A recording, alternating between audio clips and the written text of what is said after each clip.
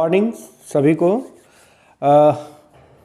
हम लोग इस वीडियो में आज एटॉमिक ऑर्बिटल्स के एनर्जी के बारे में डिस्कशन करने वाले हैं।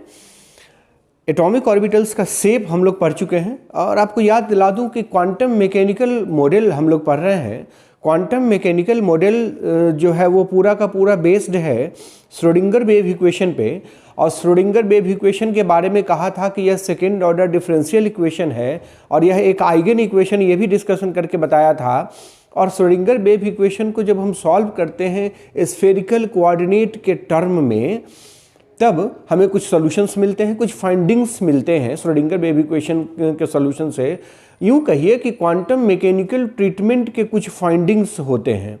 क्वांटम मैकेनिकल ट्रीटमेंट जब हम करेंगे तो हमें कुछ रिजल्ट्स मिलेंगे, कुछ कंक्लूजन्स मिलेंगे, और उन कंक्लूजन्स में पहला कंक्लूजन मैंने डिस्कस किया हुआ है क्वांटम नंबर, दूसरा कंक्लूजन पिछले वीडियो में डिस्कस किया है शेप ऑफ एटॉमिक ऑर्बिटल्स, और तीसरा हम उन एटॉमिक ऑर्बिटल्स के एनर्जी के बारे में बात करने वाले हैं।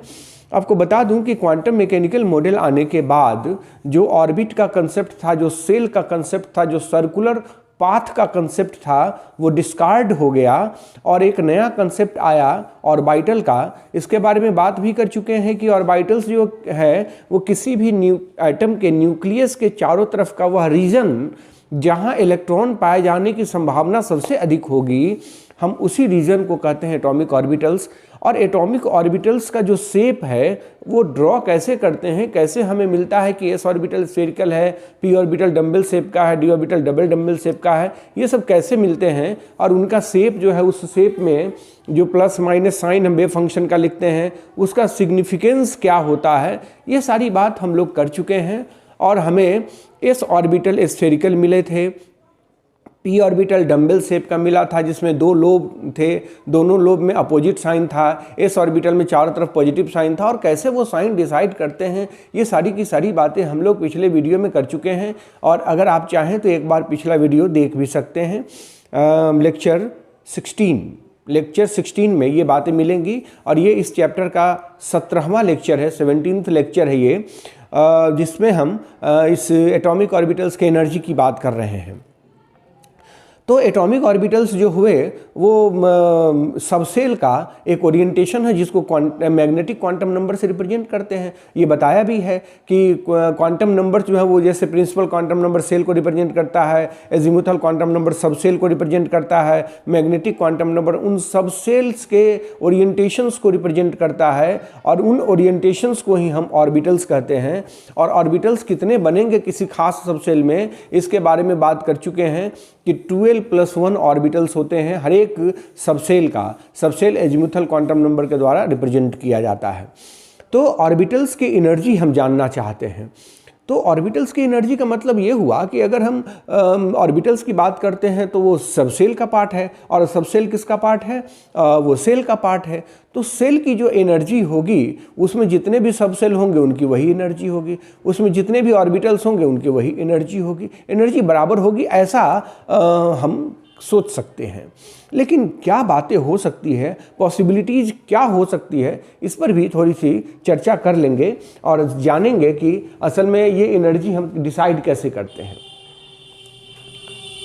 तो ऑर्बिटल्स जो है वो है क्या? ऑर्बिटल्स जो हैं वो है orientations of subshell, orientation of subshells, subshells का ओरिएंटेशन है। और ये सबसेल कहां से आया है? From shell. तो इसका यह मतलब हुआ ये सारी की सारी बातें जो है वो रिलेटेड है सेल की एनर्जी से। तो energy of shell, energy of a shell, ये हम लोग लिखते हैं -2.18 इंटू 10⁻18 जूल, n² जूल। हम इस एक्सप्रेशन से एनर्जी को लिखते हैं। इसमें माइनस साइन का क्या सिग्निफिकेंस है, ये बात हम लोग कर चुके हैं ऑलरेडी। बोर्स एटॉमिक मॉडल में ही ये बात क्लैरिफाई हो चुका है कि ये माइनस साइन क्यों लिखते हैं हम, एनर्जी के एक्सप्रेशन के पहले हम माइनस साइन क्यों लगाते हैं, ये बात हम लोग कर चुके हैं। तो ये एनर्जी हुआ। इसका मतलब हुआ कि जितने भी लेवल्स हुए, all the energy levels having same principal quantum number,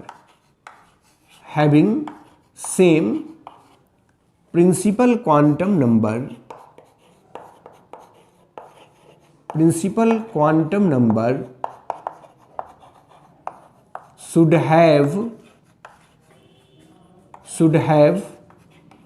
same energy, उनकी एनर्जी सेम होनी चाहिए। यह बात हुई कि जितने भी एनर्जी लेवल्स होंगे, जो भी सेल होंगे, सब सेल होंगे, उन सबकी एनर्जी, जिनका प्रिंसिपल क्वांटम नंबर सेम होगा, उनकी एनर्जी भी सेम होनी चाहिए।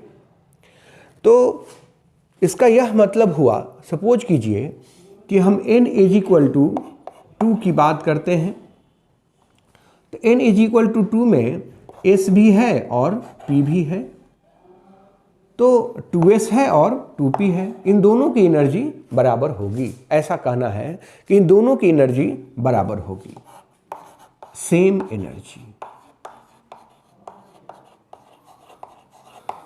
इनकी एनर्जी बराबर होगी, इसमें बाकी कुछ भी सोचने की ज़रूरत नहीं है। लेकिन आप समझते हैं कि ये जो फॉर्मूला है, ये फॉर्मूला हाइड्रोजन एटम के लिए है, दूसरे एटम के लिए नहीं है। Formula is applicable for hydrogen atoms only. ये केवल और केवल हाइड्रोजन एटम के लिए ये फॉर्मूला है, ये दूसरे एटम पर लागू नहीं होगा। हम ये भी कहे थे कि फॉर हाइड्रोजन लाइक स्पेसीज, अगर हम हाइड्रोजन लाइक स्पेसीज की बात करते हैं तो एनर्जी अगर हम कैलकुलेट करें तो वो होगा -2.18 × 10⁻⁻18 बाई n² जूल। ये एनर्जी का फॉर्मूला है हाइड्रोजन लाइक मॉलिक्यूल के, हाइड्रोजन लाइक स्पेसीज के लिए, जिसमें Z जो है वह न्यूक्लियर चार्ज है। Z जो है वो न्यूक्लियर चार्ज है, Z न्यूक्लियर चार्ज है। और न्यूक्लियर चार्ज मतलब number of protons present at the nucleus. Nuclear charge भी ऐसा नहीं कि सीधे प्रोटॉन की संख्या हम न्यूक्लियर चार्ज समझ लेंगे, यहाँ भी शील्डिंग इफेक्ट काम करता है, इस पर भी चर्चा करेंगे बाद में। लेकिन यहाँ Z जो है वो न्यूक्लियर चार्ज है। तो इसका मतलब हुआ कि हाइड्रोजन को छोड़ के बाकी अगर कोई दूसरा हम आइटम लेते हैं तो वहाँ एनर्जी बदल जाएगी। तो थोड़ा सा और डिस्कशन करके देखते हैं। किसी भी एटम में, इन एन एटम, एनर्जी जो होती है, उस एटम की एनर्जी, उसके दो कारण होते हैं। एक अट्रैक्शन, एक अट्रैक्टिव फोर्स, और एक रिपल्सिव फोर्स होते हैं। Attractive force and repulsive force, attractive force और रिपल्सिव फोर्स। आप समझ रहे हैं कि अट्रैक्शन से एनर्जी घटती है, on attraction energy decreases. Attraction से एनर्जी घटती है और रिपल्सन से एनर्जी बढ़ती है। On repulsion energy increases,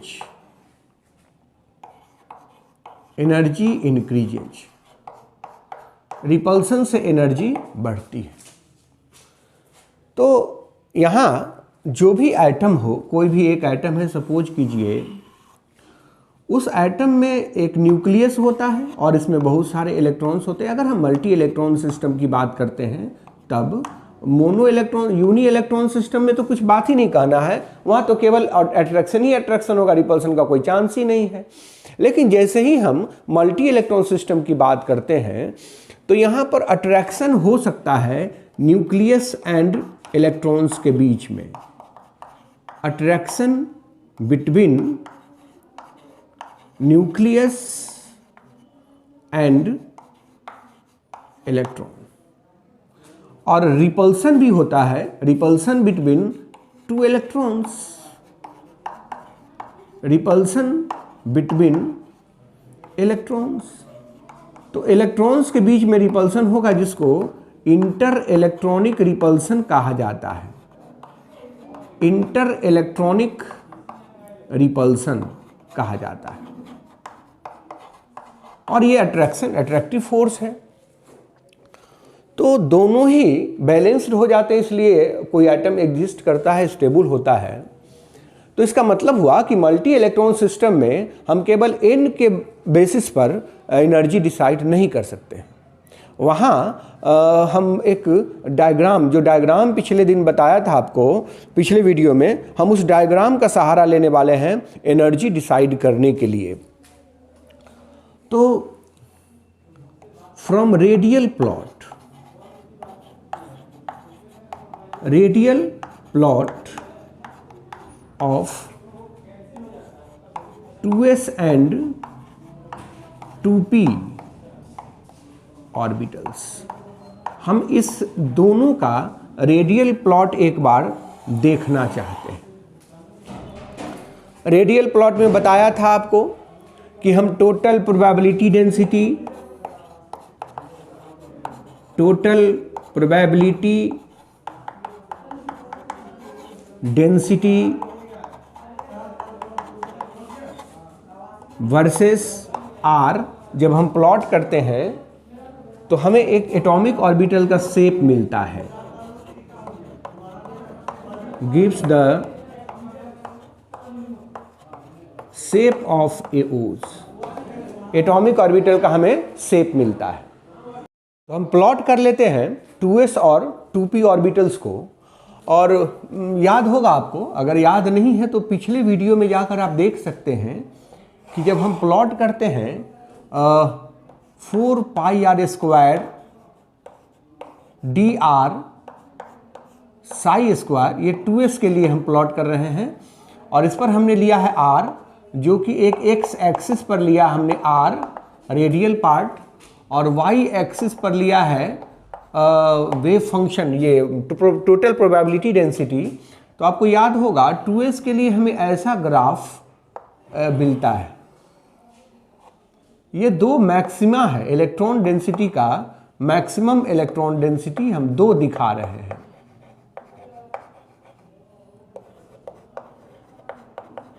maximum electron density हम दो दिखा रहे हैं, दो मैक्सिमा यहां है। एक मैक्सिमम छोटा है और दूसरा मैक्सिमम बड़ा है, ठीक है। हम जब 2p के लिए प्लॉट करेंगे तो ध्यान दीजिए, यहां फिर से हम r लेने वाले हैं रेडियल पार्ट, जो कि एक x एक्सिस पर ले रहे हैं, और y एक्सिस पर 4 pi R square D R psi 2p square यहां ले रहे हैं। तो इसमें जो ग्राफ मिलता है वो ऐसा ग्राफ मिलता है, और यह है maximum electron density, maximum electron density. ये आप समझ गए होंगे, चूंकि हम रेडियल प्लॉट कर रहे हैं आर के अगेंस्ट में, टोटल प्रोबेबिलिटी डेंसिटी को ही तो प्लॉट कर रहे हैं। तो इसमें देखना ये है कि इसमें दो मैक्सिमा है, एक मैक्सिमा छोटा है, एक बड़ा है, ठीक है। और इलेक्ट्रॉन की डेंसिटी यहाँ 0 भी है, ये भी नोडल प्लेन है, ये समझते हैं आप। यहाँ इलेक्ट्रॉन की डेंसिटी मैक्सिमम है, ठीक बात है। यहाँ पर न्यूक्लियस है, ये जो 0 हमने लिखा, पिछले दिन भी बताया था कि ये न्यूक्लियस को हम ओरिजिन मान रहे हैं। ये न्यूक्लियस है, यह न्यूक्लियस है, इसको हम ओरिजिन मान रहे हैं। तो न्यूक्लियस से इस मैक्सिमम का डिस्टेंस देखिए, और न्यूक्लियस से इस मैक्सिमम का डिस्टेंस देखिए। डिस्टेंस ज़्यादा होने से अट्रैक्शन कम होगा, निश्चित रूप से अट्रैक्शन कम होगा। डिस्टेंस ज़्यादा है तो अट्रैक्शन कम होगा, और अट्रैक्शन कम हुआ तो एनर्जी ज़्यादा हुई। जहाँ अट्रैक्शन ज़्यादा होगा उसकी एनर्जी कम होगी। तो यहाँ मैं कह सकता हूँ कि maximum of electron density is closer to the nucleus in comparison to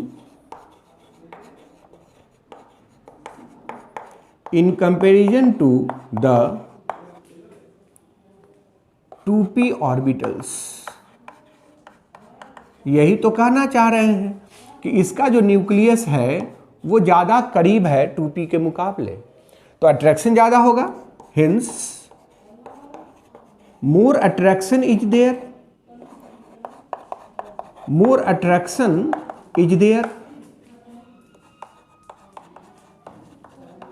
so energy of 2s orbital is lower than the energy of 2p orbitals। Energy of 2p orbitals, 2p से 2s की energy कम है। ये हम conclusion यहाँ से निकाल लिए। और ये हम ऐसा नहीं कि काल्पनिक रूप से कह रहे हैं या अंदाजतन कह रहे हैं, ये तो मैथमेटिकल रिजल्ट है जिस पर कोई क्वेश्चन खड़ा नहीं हो सकता है। ये तो हमें प्लॉट से मिला है, हमने उस एटॉमिक ऑर्बिटल्स के प्लॉट को इंटरप्रेट किया और इंटरप्रिटेशन से जो हमें रिजल्ट्स मिले हैं हम वो बात कह रहे हैं। इसलिए इसमें कोई शंका की बात ही नहीं है, यही फैक्ट है, यही होगा कि 2s की एनर्जी 2p से कम हो रही है। कब? जब मल्टी इलेक्ट्रॉन सिस्टम की बात कर रहे हैं तब। मोनो इलेक्ट्रॉन सिस्टम में तो कोई झमेला ही नहीं, वहाँ तो केवल n से ही डिसाइड कर लेंगे एनर्जी का लेवल। एनर्जी कितना है वो केवल प्रिंसिपल क्वांटम नंबर बता देगा कि एनर्जी कितनी है। यहाँ जब हम मल्टी इलेक्ट्रॉन सिस्टम की बात कर रहे हैं और उसके लिए हमने एटॉमिक ऑर्बिटल्स प्लॉट किया है, तो वह एटॉमिक ऑर्बिटल हमें ये बात बता रहा है कि 2s की एनर्जी 2p से कम होगी, जबकि दोनों के लिए प्रिंसिपल क्वांटम नंबर का वैल्यू 2 है, सेम है। तब बात क्या हो गई? अब तो बात बिगड़ गई कि 2s की एनर्जी 2p से कम है। तब उसको सॉल्व करने के लिए एक रूल बनाया गया। ध्यान दीजिएगा, इसके लिए प्रिंसिपल क्वांटम नंबर n का वैल्यू हो गया 2, एजीमुथल क्वांटम नंबर l का वैल्यू हो गया 0। इसके लिए प्रिंसिपल क्वांटम नंबर n का वैल्यू हो गया 2, एजीमुथल क्वांटम नंबर l का वैल्यू हो गया 1। अगर हम यहाँ n प्लस l निकालें तो ये हो जाएगा 2। यहाँ अगर n प्लस l निकालें तो ये हो जाएगा 3। ये 3 हुआ और ये 2 हुआ। मतलब यहाँ से एक नया रूल निकलेगा, n प्लस l रूल, जिसके बेसिस पर हम एनर्जी डिसाइड कर पाएंगे। तो मल्टी इलेक्ट्रॉन सिस्टम में जब कभी हम एनर्जी डिसाइड करेंगे तो वहाँ n प्लस l रूल का यूज करेंगे। ये रूल मैं यहाँ डिस्कस कर देता हूँ डिटेल में।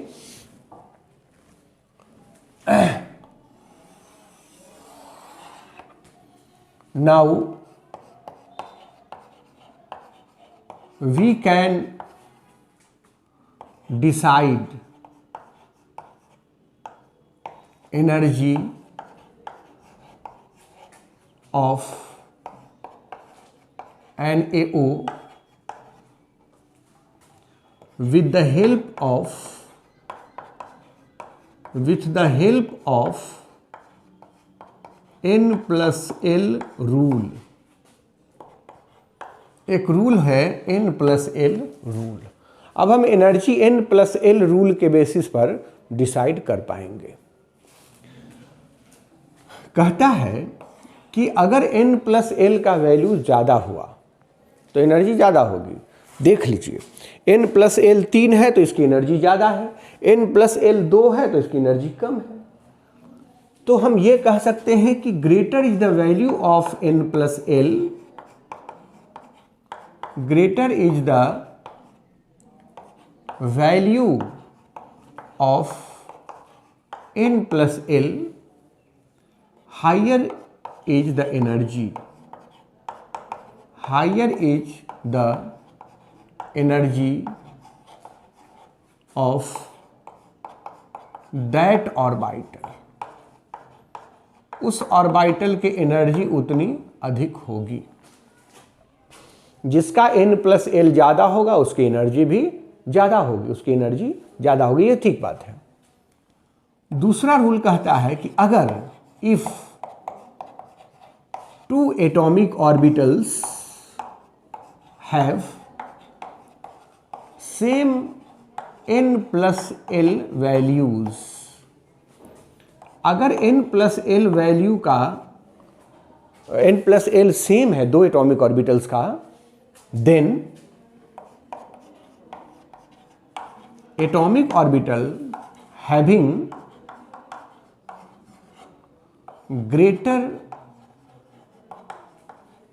greater value of n will have the higher energy, उनकी एनर्जी ज़्यादा होगी। जिसके n का वैल्यू ज़्यादा होगा उसकी एनर्जी भी ज़्यादा होगी। अब इसको हम एग्जाम्पलीफाई कर लेते हैं। जैसे 3s and 3p,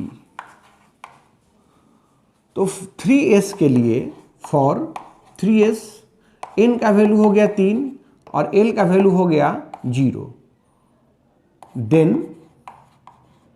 n plus l is 3। For 3p orbitals, अगर 3p की बात करते हैं तो n का वैल्यू तो 3 है लेकिन l का वैल्यू 1 है, तो n प्लस l हो जाएगा 4। इसका मतलब हुआ, इसका यह मतलब हुआ, it means 3p has greater energy than 3s। 3p की एनर्जी 3s से ज़्यादा होगी। ठीक वैसे ही सिमिलरली अगर हम 4s एंड 3d की बात करें, 4s एंड 3d, इनकी इसमें ज़्यादा एनर्जी किसकी होगी? तो 4s के लिए n प्लस एल अगर हम लिखते हैं तो 4s के लिए 4 प्लस 0 4, 3d के लिए 3 प्लस 2 5। तो जिसका n प्लस एल ज़्यादा होगा उसकी एनर्जी ज़्यादा होगी। मतलब कि 3d की एनर्जी 4s से ज़्यादा होगी। इसलिए इलेक्ट्रॉन पहले किस में इंटर कराते हैं? 4s में, तब जाके 3d में इलेक्ट्रॉन इंटर करता है। ये हम बाद में बात भी करेंगे, ये बाद में समझेंगे भी कि इलेक्ट्रॉनिक कन्फिग्रेशन जब कभी हम लोग लिखने चलते हैं तो इस इलेक्ट्रॉनिक कन्फिग्रेशन लिखने समय एक बात ध्यान देते हैं कि इलेक्ट्रॉन पहले किस में इंटर करेगा, उसके बाद किस में, उसके बाद किस में। ये तो है ही अफवाह प्रिंसिपल, हम जानते भी हैं ये बात बचपन से, और इसको थोड़ा सा और भी इलाबरेट करेंगे और समझेंगे जब वो टॉपिक आएगा इलेक्ट्रॉनिक कन्फिग्रेशन, तो वहाँ हम इस बात पर खूब बृहद चर्चा करेंगे। अभी आपको ये समझाया मैंने कि अगर हम मल्टी इलेक्ट्रॉन सिस्टम की बात करेंगे तो मल्टी इलेक्ट्रॉन सिस्टम के लिए energy n plus L rule से हम डिसाइड कर सकेंगे, और n प्लस एल जिसका ज़्यादा होगा उसकी एनर्जी ज़्यादा होगी, n प्लस एल जिसका कम होगा उसकी एनर्जी कम होगी। अगर दोनों का, दो एटॉमिक ऑर्बिटल का n प्लस एल बराबर हो जाए तो हम ये कहेंगे कि उसमें जिसका n का वैल्यू ज़्यादा होगा उसकी एनर्जी ज़्यादा होगी। हम इस कंसेप्ट को अपने दिमाग में रखें फॉर मल्टी इलेक्ट्रॉन सिस्टम। अच्छा, हम एक बना कर दिखा देते हैं आपको कि अगर हम हाइड्रोजन एटम के लिए बात करें, energy levels for hydrogen atoms, energy levels for hydrogen atom, और दूसरी तरफ energy levels for other atoms. हम दूसरे एटम के लिए एनर्जी लेवल की बात करेंगे। तो हाइड्रोजन एटम के लिए देख लीजिए, ये एनर्जी ऊपर बढ़ रहा है। 1s की एनर्जी सबसे कम होगी, उसके बाद 2s की एनर्जी जितनी होगी उतनी ही 2p की भी एनर्जी होगी। 3s की जितनी एनर्जी होगी, 3p की जितनी एनर्जी होगी उतनी ही एनर्जी 3d की होगी। 4s की जितनी एनर्जी होगी, 4p की जो एनर्जी होगी, 4d की जो एनर्जी होगी, 4f की भी उतनी एनर्जी होगी। ऐसे ही हम लोग 5s की एनर्जी, 5p की एनर्जी, 5d की एनर्जी, 5f की एनर्जी, मतलब इन सब की एनर्जी बराबर होगी। ये हाइड्रोजन एटम के लिए मैंने कहा, क्योंकि हाइड्रोजन एटम एक ही इलेक्ट्रॉन सिस्टम है और इसमें केवल और केवल एनर्जी डिसाइड करने के लिए प्रिंसिपल क्वांटम नंबर ही रिस्पॉन्सिबल है। प्रिंसिपल क्वांटम नंबर के बेसिस पर हम एनर्जी डिसाइड करते हैं। तो हम ये कह सकते हैं कि for hydrogen atom the energy can be decided, energy can be decided only on the basis of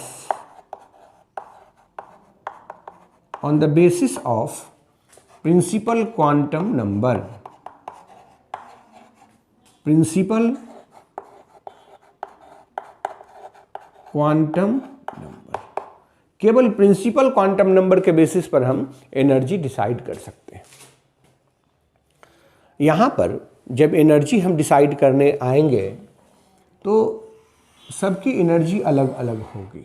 multi electron system है, दूसरे एटम के लिए एनर्जी अलग अलग होगी। उस एनर्जी को निकालने के लिए यहाँ देखिए हम एक डायग्राम प्लॉट करते हैं। ये 1s ऑर्बिटल है, ये 2s है, ये 2p है, ये 3s है, ये 3p है, ये 3d। आप समझ गए होंगे कि ये हाइड्रोजन के लिए हुआ।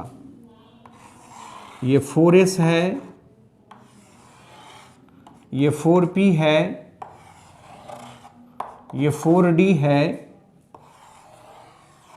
ये 4f है, ये 5s है, 5p, 5d, 5f, 6s, 6p, 6d and 6f।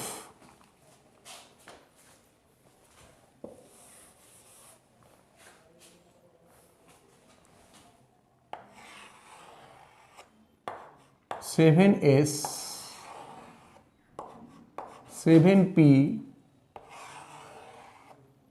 7d and 7f। ठीक है, 7f। ये एनर्जी लेवल हाइड्रोजन एटम के लिए हुआ। लेकिन अगर हम मल्टी इलेक्ट्रॉन सिस्टम की बात करें तो पहले इलेक्ट्रॉन 1s में जाएगा, उसके बाद इलेक्ट्रॉन 2s में जाएगा और तब इलेक्ट्रॉन 2p में जाएगा, 2p के बाद 3s में जाएगा, 3s के बाद इलेक्ट्रॉन 3p, 3p के बाद 4s। आप समझ गए होंगे, अभी जस्ट निकाल के आपको दिखाया था कि 3d की एनर्जी 4s से ज़्यादा होती है, इसलिए पहले इलेक्ट्रॉन 3d में जाएगा तब 4s में जाएगा, 4s में जाएगा तब 3d में जाएगा, तब इलेक्ट्रॉन इंटर करेगा 3d में और 3d से 4p, 4p से 5s और तब इलेक्ट्रॉन इंटर करेगा 4d में, 4d से 5p, 5p से 6s में इलेक्ट्रॉन इंटर करेगा। तब इलेक्ट्रॉन करेगा 4f में। देख लीजिए, 6s भरने के बाद इलेक्ट्रॉन इंटर करेगा 4f में, 4f के बाद 5d, 5d के बाद 6p, 6p के बाद 7s और तब ये इंटर करेगा 5f में। ऐसे ये भरता जाएगा और एनर्जी ऐसे वैरी करता है। ये एनर्जी लेवल्स हुए किसी दूसरे एटम के, हाइड्रोजन को छोड़कर किसी दूसरे एटम के लिए हमने ये एनर्जी लेवल बनाया है। हाइड्रोजन के लिए सबकी एनर्जी बराबर होगी, और दूसरा एटम अगर लेते हैं तो वहाँ एनर्जी पर बात आ जाती है कि वहाँ एनर्जी अट्रैक्शन और रिपल्सन पर डिपेंड करने लगता है, और फिर बात बिगड़ जाती है। एनर्जी डिसाइड करते हैं हम लोग N+L रूल से।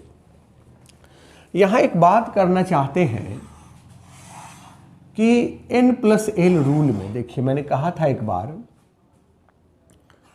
कि according to N+L rule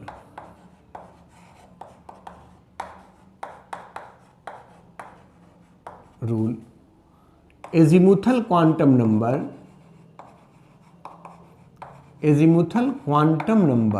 L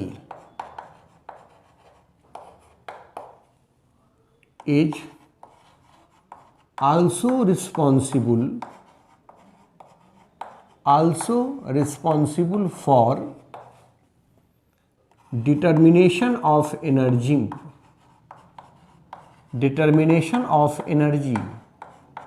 energy के डिटर्मिनेशन में वह भी काम करता है, वह भी रिस्पॉन्सिबल होता है।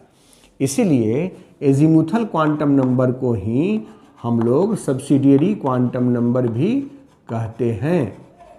ये बताया भी था आपको, जब क्वांटम नंबर पढ़ा रहे थे तो उसको हम लोग सब्सिडियरी क्वांटम नंबर का नाम दिए थे, सब्सिडियरी क्वांटम नंबर। और उसका कारण यही था कि प्रिंसिपल क्वांटम नंबर के साथ साथ एजीमुथल क्वांटम नंबर का भी इस्तेमाल हम लोग एनर्जी डिसाइड करने में करते हैं, और यही कारण है कि हम उसको सब्सिडियरी क्वांटम नंबर का नाम दे रहे हैं। पहले भी दिया था, बहुत पहले भी हम लोग इसको जब क्वांटम नंबर पढ़ रहे थे उस समय कहा था कि ये सब्सिडियरी क्वांटम नंबर है। तो ये मैंने आज एनर्जी बताया है कि एटॉमिक ऑर्बिटल्स की एनर्जी हम कैसे डिसाइड कर सकते हैं। और ये इन सारे कंसेप्ट्स को पढ़ लेने के बाद अगर ये सारा कंसेप्ट आपका क्लियर है तो एटॉमिक केमिस्ट्री पढ़ना बड़ा आसान हो जाता है, केमिस्ट्री समझना आसान हो जाता है। बहुत सारे ऐसी बातें जो आपके मन में होगा कि ये बड़ा कठिन है, ये समझ में नहीं आ रहा है, या कुछ ऐसी बातें जिसका जवाब नहीं मिल रहा हो, जैसे बताया भी कि 3D हो सकता है, 3F नहीं हो सकता है, 2D नहीं हो सकता है, या एनर्जी कैसे हम डिसाइड करते हैं कि पहले इलेक्ट्रॉन 4s में चला जाता है, 3D में क्यों नहीं जाता। ये सारी की बात आप समझ जाएंगे अगर इसका कंसेप्ट आपका क्लियर हो गया तो आज के इस लेक्चर को यहीं हम छोड़ते हैं। नेक्स्ट वीडियो में, नेक्स्ट क्लास में हम बात करने वाले हैं कि इलेक्ट्रॉनिक कन्फिग्रेशन कैसे लिखें। इलेक्ट्रॉनिक कन्फिग्रेशन लिखने के लिए जो जो रूल्स हैं, प्रिंसिपल्स हैं, वो क्या हैं, और फिर इलेक्ट्रॉनिक कन्फिग्रेशन लिखना किसको कहते हैं, कैसे लिखते हैं, उसका बेसिस क्या होता है, इन सारी बातों पर हम चर्चा करेंगे। और वो नेक्स्ट क्लास में फिर से भेंट होगी। धन्यवाद।